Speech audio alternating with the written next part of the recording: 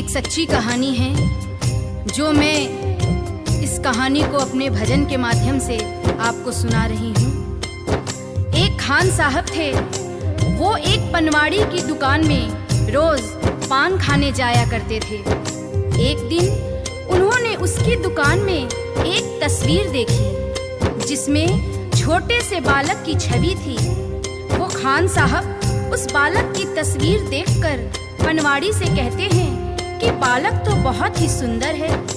इसके सिर पर मोर मुकुट, कानों में कुंडल, तन पे पीतांबर और पाँव में पैजनियां कितने सुंदर लग रही हैं। लेकिन बस एक ही कमी है कि ये जिस जमीन पर खड़ा है वो खुरदरी है और इसके पाँव में जूते भी नहीं हैं। ये खुरदरी जमीन इस नन्हे पाँव में चुभती होगी। ये बात सुनकर पनवाड़ी ने उससे कह दिया कि तो तुम ही ले आओ इसके जूते और उसे पहना दो। बात खान साहब को लग गई। दूसरे दिन ही वो उस बालक के नन्हे पाँव के लिए जूते बनवाकर पनवाड़ी के दुकान पर पहुंच गया और पनवाड़ी से कहा कि देखो, मैं इस बालक के लिए जूते ले आया हूँ, उसे बुला लो, मैं उसे पहना दूंगा। पनवाड़ी ने कहा, अरे ये बालक तो यहाँ नहीं रहता है, ये तो वृंदावन में रहता है, वृंदावन में। खान साहब कहते हैं, वृंदावन में?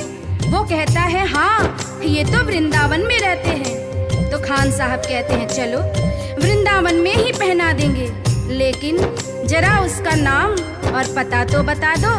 तो पनवाड़ी कहता है कि खान साहब, वृंदावन में जाकर किसी से भी पूछ लेना कि श्याम कहाँ रहता है, तो सभी बता देंगे। अब वो खान साहब वृंदावन पहुंच जाते हैं और हाथों में पादुका लेकर किस तरह से श्याम को ढूंढ रहे हैं।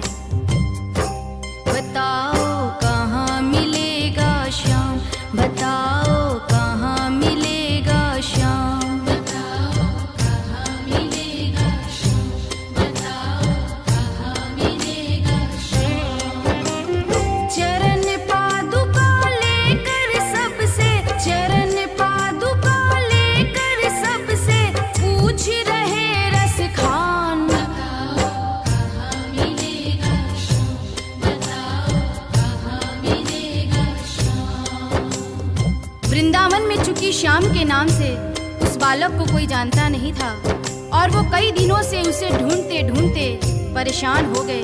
आखिर एक सज्जन व्यक्ति जो उनको कई दिनों से देख रहा था और अपने पास बुलाकर पूछता है कि अरे भाई, तुम किस श्याम को ढूंढ रहे हो?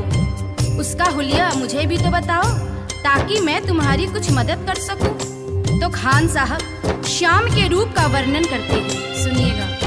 वो नन्हा सा बालक है, सांवली सी सूरत है, बाल घुंघराले उसके, पहनता मोर मुकुट है, बाल घुंघराले उसके, पहनता मोर मुकुट है, नैन उसके कजरारे, हाथ नन्हे से प्यारे, बांधे पैजनिया पग में, बड़े दिलकश है नजारे, बांधे पैजनिया पग में, बड़े दिलकश है नजारे। घायल कर देती है दिल को, घायल कर देती है दिल को उसकी एक मुस्कान, बताओ कहाँ मिलेगा श्याम, बताओ कहाँ मिलेगा श्याम। श्याम की जो छवि खान साहब उस सज्जन को बताते हैं, उसे सुनकर वो सज्जन को पता चल जाता है कि ये खान साहब किसे ढूंढ रहे हैं और वो उसे समझाते हैं।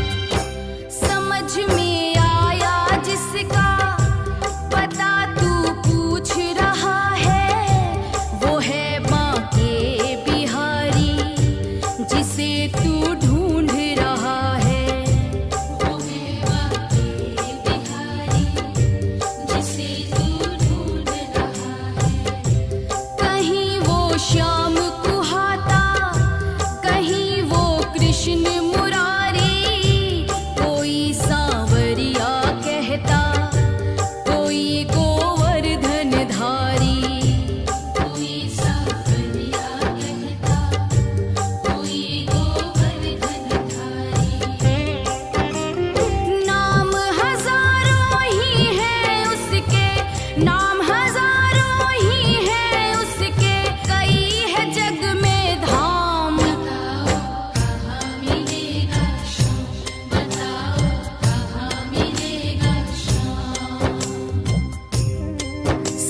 की बातें सुनकर और उससे पता जानकर वो सीधे बांके बिहारी के मंदिर में पहुंच जाते हैं और ज्यों ही मंदिर के अंदर प्रवेश द्वार पर जाने लगते हैं, वहीं खड़ा पुजारी उन्हें मंदिर के अंदर जाने से रोक देता है और कहता है कि तुम अन्य जाति के हो, इसलिए तुम अंदर प्रवेश नहीं कर सकते हो।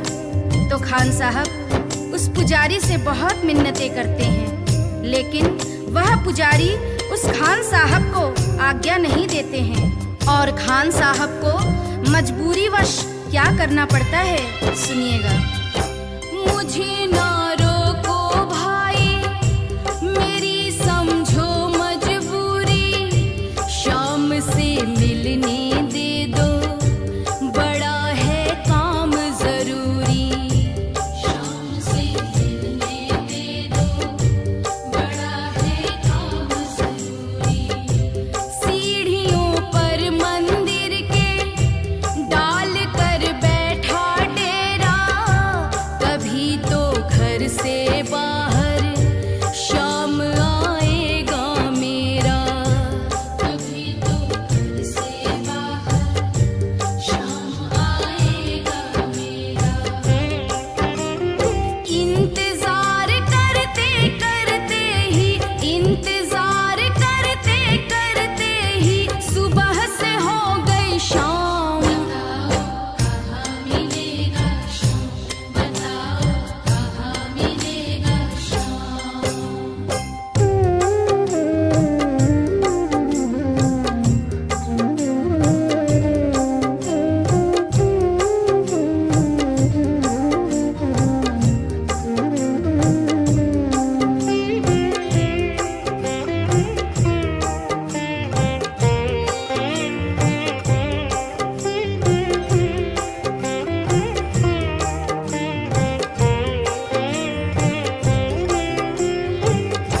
जाग कर रात बिताई, भोर होने को आई, तभी उसके कानों में एक आहट सी आई, तभी उसके कानों में एक आहट सी आई।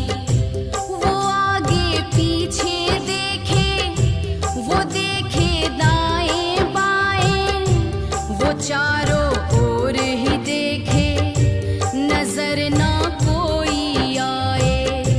वो चारों ओर ही देखे, नजर ना कोई आए। झुकी नजर तो कदमों में, झुकी नजर तो कदमों में, बैठा था नन्हा श्याम। बताओ कहाँ मिलेगा शाम, बताओ कहाँ मिलेगा शाम। चूंकि भक्तों के लिए यहाँ महत्वपूर्ण संदेश है, इंसान जब तक अपने मद में खोया रहता है, जब तक इधर उधर देखता रहता है, भगवान उसे नजर नहीं आते हैं। जब तक उसका शीश नहीं झुकता है, उस पर भगवान की कृपा नहीं होती है। यहाँ पर जैसे ही खान साहब शीश झुकाकर नीचे की ओर देखते हैं, तो वह बालक नजर आ जाता है और खान साहब खुशी से फूले नहीं समाते हैं और कैसे उस बालक पर अपना प्रेम लुटाते हैं। खुशी से गदगद होकर गोद में उसे उठाया, लगा कर के सीने से बहुत ही प्यार लुटाया, लगा कर के सीने से बहुत ही प्यार लुटाया। पादुका पहनाने को पाँव जैसे ही उठाया, नजारा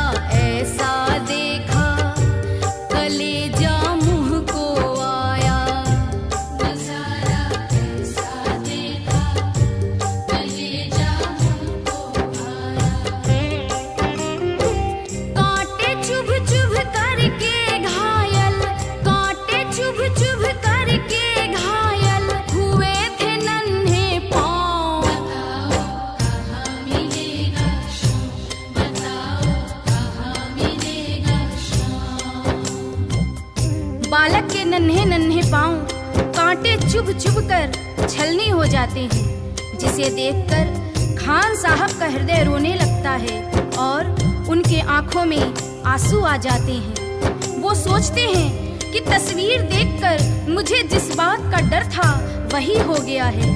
ये खुरदरी जमीन पर चलकर आया है जहां फूलों में कांटे पड़े होंगे, जिससे इसके पांव घायल हो गए हैं। और उस नन्हे बालक से खान साहब रोते रोते कहते हैं, खबर देते तो खुद ही तुम्हारे पास में आता, न पग में छाले पड़ते न चुभता कोई कांटा। अब वो नन्हा बालक उस खान साहब की उंगली पकड़कर मंदिर के अंदर ले जाता है और बांके बिहारी की मूरत की तरफ इशारा करके कहता है कि बोलो खान भाई बोलो, अगर मैं तुम्हें अंदर बुला लेता तो तुम क्या मुझे पहचान पाते? क्या तुमने यही मूरत अपने दिल में मेरे लिए बसाई थी? क्या तुम मुझे पहचान पाते? नहीं पहचान पाते ना? इसलिए ही छवि जैसी तू मेरी बसा के दिल में लाया, उसी ही रूप में तुझसे यहाँ मैं मिलने आया, उसी ही रूप में तुझसे यहाँ मैं मिलने आया। गोकुल से मैं पैदल आया, गोकुल से मैं पैदल आया, तेरे लिए ब्रजधाम। बताओ कहाँ मिलेगा श्याम, बताओ कहाँ मिलेगा श्याम। ये कटु सत्य है। गीता, रामायण, महाभारत कहीं भी पढ़ लीजिए। भगवान को हम जिस रूप में देखते हैं उसी रूप में वो हमें दर्शन देते हैं। जैसे कि द्रौपदी ने कृष्ण से कहा कि तुमने मेरा चीर बढ़ाने में इतनी देरी क्यों की? तो कृष्ण ने कहा कि दोष मेरा नहीं है द्रौपदी, दोष तुम्हारा है। द्रौपदी, मैं तो तुम्हारे पास ही खड़ा था, तुमने पुकारा ही नहीं। तुमने तो द्वारिकाधीश मेरी लाज बचाओ कहकर पुकारा, इसलिए मुझे द्वारका जाना पड़ा और तुम्हारे पास आने में मुझे वक्त लग गया। अगर तुम मुझे भैया कहकर बुलाती तो मैं तो तुम्हारे पास ही खड़ा था द्रौपदी। श्याम की